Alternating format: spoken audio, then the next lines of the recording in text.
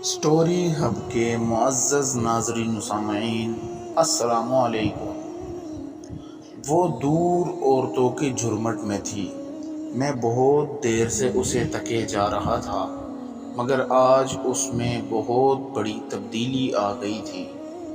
دل میں اٹھتے ہوئے طوفان سے گھبرا کر میں نے اپنی نگاہ اس کے چہرے سے ہٹا لی۔ آج وہ بے حد حسین لگ رہی تھی۔ میں اسے بچپن ہی سے جانتا تھا۔ ہم ساتھ ایک ہی آنگن میں کھیلتے ہوئے بڑے اور جوان ہوئے تھے۔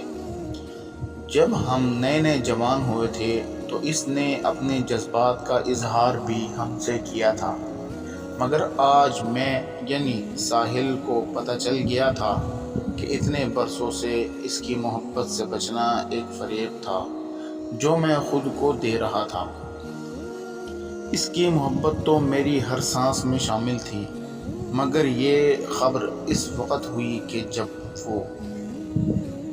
جب وہ نازہما تھی، میرے تایا ابا کی دوسرے نمبر والی مگر سب سے چہیتی بیٹی تھی، اور میں اپنے والدین کا اکلوتا بیٹا۔ ماجدہ آپا تو عمر میں ہم سے 9 سال بڑی ہیں، سو ان سے کبھی دوستی نہ ہو سکی۔ نازش مجھ سے 4 سال چھوٹی تھی۔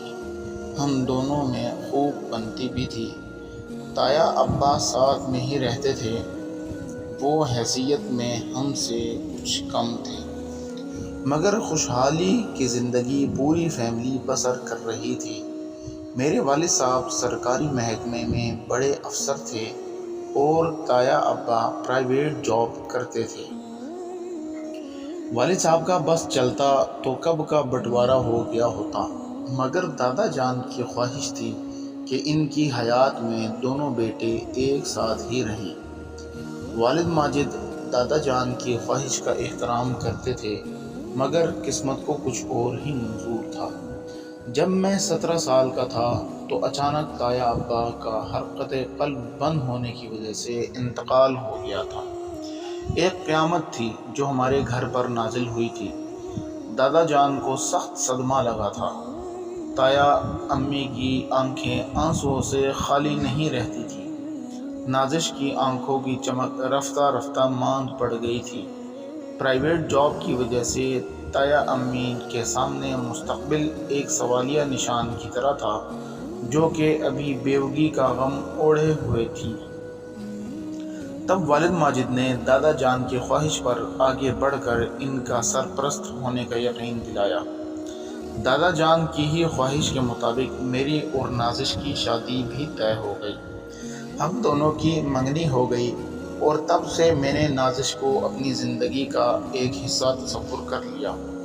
وقت گزرتا رہا، ماجدہ آپا کی شادی ہو گئی، میں نے اپنی ڈاکٹریٹ کی ڈگری مکمل کی اور دوسرے شہر کے ایک کالج میں جاب کر لی۔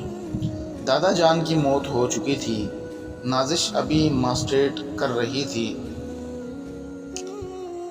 میں جب بھی واپس آتا اور ملنے جاتا تو اسے اپنی رائٹنگ ٹیبل پر بیٹھنے، لکھنے، پڑھنے میں بری طرح منہمک دیکھ کر جھنجھلا جاتا تھا۔ اس طرح کبھی میں نے اس سے اپنے دل کی بات کہنے کی ہمت نہیں کی جو میں اس کے لیے اپنے دل میں محسوس کیا کرتا تھا۔ اصولاً تو اب ہماری شادی ہو جانی چاہیے تھی، مگر نازش کو ابھی پڑھنے کا شوق تھا اور والد ماجد کو اپنا ہم خیال بنائے ہوئے تھی۔ ہر بات خود ہی ان سے مل کر کہتی تھی۔ آہستہ آہستہ ہمارے درمیان کی یہ دوریاں کسی اور سے قربت کا سبب بن گئیں۔ میں جس شہر میں رینٹ پر رہ رہا تھا، آنر کی شوخ مزاج اور چنچل بیٹی سے باتیں ہونے لگی۔ چونکہ وہ ڈاکٹریٹ کر رہی تھی، اسی لیے اکثر اپنے تھیسس لے کر آ جاتی تھی۔ ہم دونوں بڑی بے تکلفی سے کافی وقت ساتھ ہی گزارنے لگے۔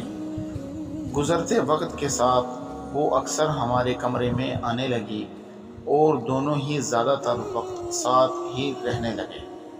مجھے اس کا قرب پر لطف محسوس ہوتا اور دھیرے دھیرے ہم دونوں اتنے قریب آ گئے کہ بات شادی تک پہنچ گئی۔ اس بات سے پرے کہ میری منگنی نازش کے ساتھ برسوں پہلے ہو چکی ہے، مگر اب میرے دل میں نازش کے لیے کہیں بھی جگہ نہیں تھی۔ اس کی ڈگری مکمل ہونے کے بعد ایک دن جب کہ میں گھر جانے کے لیے نکلا تھا کہ آفرین کے لیے گھر جا کر بات کروں گا، راستہ میں ہی امی جان کا فون آیا کہ تم اس ویکنڈ پر گھر آ جاؤ، تمہاری شادی کی تاریخ طے کرنی ہے۔ میرے ہاتھ کے طوطے اڑ گئے۔ میں نے خود کو جلدی سے سنبھالا اور امی جان سے بول دیا کہ میں یہاں ایک لڑکی پسند کی ہے اور اسی سے شادی کروں گا، پھر فون رکھ دیا۔ سفر چونکہ رات بھر کا تھا، جب میں گھر پہنچا تو میرے دروازے پر بہت بھیڑ تھی، جیسے کسی کی بارات آئی ہو اور رخصتی کا وقت ہے۔ سامنے ہی والد صاحب سے ملاقات ہوئی۔ انہوں نے بس اتنا ہی کہا، بیٹا اچھا ہوا تم بھی وقت پر آ گئے، نازش کی ابھی کچھ وقت میں وداعی ہے، جلدی کرو وقت کم ہے۔ میں والد کے ساتھ اس کی رخصتی کے انتظام میں مصروف ہو گیا۔ جبھی یوں ہی آنگن سے گزرتے ہوئے میری نظر اس پر پڑی، میرے قدموں کو جیسے زمین نے جکڑ لیا ہو۔ میں نے اس کے چہرے کی طرف دیکھا، ہر نقش پر نگاہ پھیری۔ وہ اپنی سیاہ چمکیلی آنکھوں پر آج پلکوں کے چلمن گرائی ہوئی تھی۔ میرا دل چاہا ایک بار آخری بار اس کی اس گہری آنکھوں میں جھانکوں، مگر میں یہ حق کھو چکا تھا۔ اس کا چہرہ آج بھی ہمیشہ کی طرح بالکل سپاٹ تھا، مگر نہیں، آج اس میں بہت تبدیلی آ گئی تھی۔ خیالوں میں گم ہی تھا کہ کندھے پر کسی کے ہاتھ کا بوجھ محسوس کیا۔ پلٹا تو تائے امی اپنی بھیگی اور متورم آنکھوں سے ہمیں دیکھ کر بس اتنی سی بات بولی۔ آج اس کی آخری خواہش یہ تھی کہ میری زندگی میں کسی نامحرم نے مجھے چھوا تک نہیں، لیکن جب لحد کی گود میں اتارنے کا وقت ہو تو اسے میری پیوستہ محبت کا حوالہ دیجیے گا کہ وہ آخری آرامگاہ تک مجھے اپنے ہاتھوں سے پہنچائے۔ ناظرین، یہ تھی ہماری آج کی کہانی۔ اگر آپ کو یہ کہانی پسند آئے تو اسے لائک کریں، شیئر کریں اور چینل کو سبسکرائب کرنا مت بھولیے گا، تاکہ ہر نئی آنے والی کہانی کا نوٹیفیکیشن آپ کو بر وقت مل سکے۔ شکریہ۔ السلام علیکم۔